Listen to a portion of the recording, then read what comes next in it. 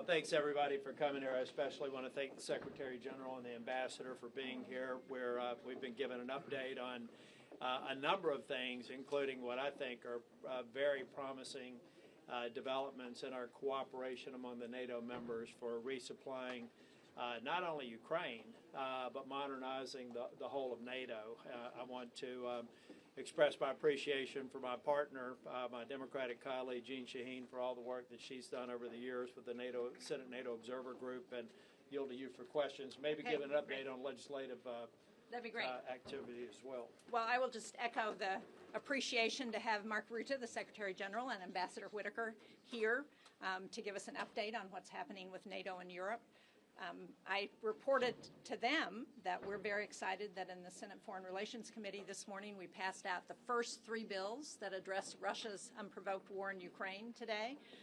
One would declare Russia a state sponsor of terrorism because of their kidnapping of Ukrainian children, and the second would allow us to move forward using the repossessed assets from Russia to support Ukraine in this war, and the third would be to take an effort at China to stop the war effort, their support for the war effort from China.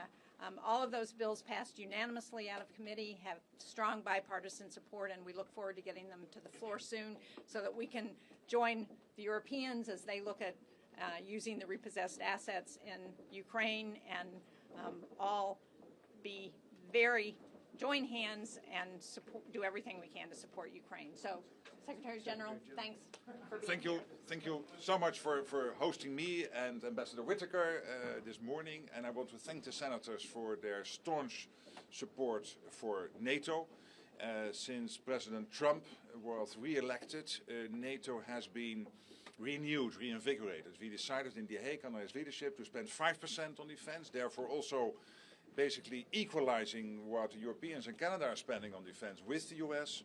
So the Europeans and the Canadians stepping up. Also when it comes to Ukraine, the President deciding to send weapons again to Ukraine, but paid for by allies. We are working very hard on that project. The first couple of billion of weapons already shipped into Ukraine from the US, paid for by allies. And of course Europeans stepping up when it comes to security assurances for Ukraine post a long-term ceasefire or peace deal. But of course we all pray for that to happen soon. I will see the President later today. We will discuss further how we from NATO can be helpful in delivering his vision of getting a full-scale peace in Ukraine, which of course we all pray for after his enormous success in Gaza. So again, thank you so much for hosting us, Senators, and thank you for your leadership.